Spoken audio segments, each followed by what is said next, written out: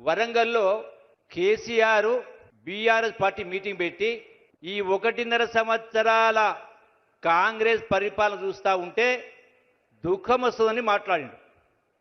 నేను ఈ వేదిక ద్వారా కేసీఆర్ను ప్రశ్నిస్తా ఉన్నా, ఎందుకు దుఃఖం వస్తుంది కేసీఆర్ గారు? ఆనాడు మీరు ముఖ్యమంత్రి పదవి చేపట్టినాడు ఈ రాష్ట్రాన్ని 64 సంవత్సరాల పాటు 22 మంది ముఖ్యమంత్రి పరిపాలించారు కాంగ్రెసు. అందులో ఎన్టీ రామారావు గారు, చంద్రబాబు నాయుడు గారు.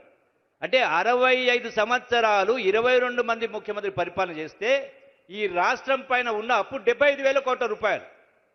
ఈ 75,000 కోట్ల రూపాయల అప్పుకు మీరెట్లయితే మహిళలు కానీ రైతులను బ్యాంకులు అప్పు తెచ్చుకుంటారో ప్రభుత్వం కూడా బ్యాంకుల ద్వారా, ప్రపంచ బ్యాంకు ద్వారా, రిజర్వ్ బ్యాంకు ద్వారా అప్పు తెచ్చుకుంటుంది. ఆనాడు తెచ్చుకున్న అప్పుకు కేవలం 10 పైసల వడ్డీ, అంటే రూపాయి కంటే తక్కువ మితి చొప్పున సంవత్సరానికి 6,500 కోట్ల రూపాయలు ఆనాటి ప్రభుత్వం వడ్డీ చెల్లిస్తూ ఉండే, కంతులు కడతా ఉంది. కానీ ఈనాడు రేవంత్ రెడ్డి గారు ముఖ్యమంత్రి అయిన తర్వాత ఈ 18 మాసాల కాలంలో కేసీఆర్ 10 సంవత్సరాల పాలనలో 75,000 కోట్ల అప్పు పోయి 8 లక్షల కోట్ల అప్పు అయింది. 8 లక్షల కోట్లు అంటే 10 అంతలు అప్పు చేసినావు. సంవత్సరానికి 6,500 కోట్లు పోయి ఇలా నెలకు 6,500 కోట్ల రూపాయల వడ్డీ కట్టాల్సి వస్తూ ఉంది ఈ ప్రభుత్వము. కట్టింది కూడా సుమారుగా 1,20,000 కోట్ల రూపాయలు ఈ 16 మాసాల కాలంలో.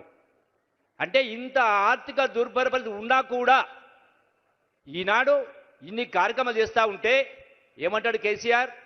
ఎక్కడ పోయింది మీ బంగారం, తులం బంగారం అని మాట్లాడతాడు. ఎక్కడ పోయింది 2,500 రూపాయల పెన్షన్ మాట్లాడతాడు. ఈ ప్రభుత్వం వచ్చి కేవలం 16 మాసాలు 17 మాసాలు అయింది. మరి ఆలస్యం కావడానికి కారణం ఎవరు? కేసీఆర్ కాదా? బీఆర్ఎస్ పార్టీ కాదా? బీఆర్ఎస్ పార్టీ నాయకులు కాదా? మళ్ళీ తగుదల మాట మళ్ళీ వాళ్ళే గొంతు దించుకొని మాట్లాడుతూ ఉంటారు. ఇది ఎట్లా న్యాయం అవుతుంది?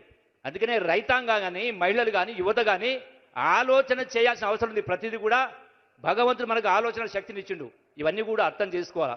ఇలా వాట్సాప్లలో, సోషల్ మీడియాలో ఎవరి ఇష్టం వాళ్ళు పెడతా ఉంటారు. మీరు అదే నిజమని నమ్మేటువంటి కార్యక్రమం చేయొద్దని మీ అందరూ కూడా సవినయంగా విజ్ఞప్తి చేసే కార్యక్రమం చేస్తూ ఉన్నాం.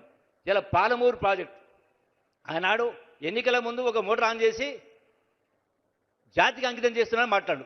ఇప్పటి వరకు పాలమూరు ప్రాజెక్ట్ సంబంధించి ఇలా మొత్తం పాలమూరు జిల్లాలో సుమారుగా 7-8 లక్షల ఎకరాలు నీరు రావాలి. మొత్తం 12 లక్షల ఎకరాలు. ఎక్కడ కూడా కాలువలు మంజూరు కాలే. ఈనాడు 1 రిజర్వాయర్ నుంచి 2వ రిజర్వాయర్ కూడా ఇప్పటికి కూడా నీళ్ళు పోయే పరిస్థితి లేదు. దాన్ని ముందుకు తీసుకెళ్లే ప్రయత్నం ఈ ప్రభుత్వం చేసే కార్యక్రమం చేస్తూ ఉంది ముఖ్యమంత్రి రేవంత్ రెడ్డి.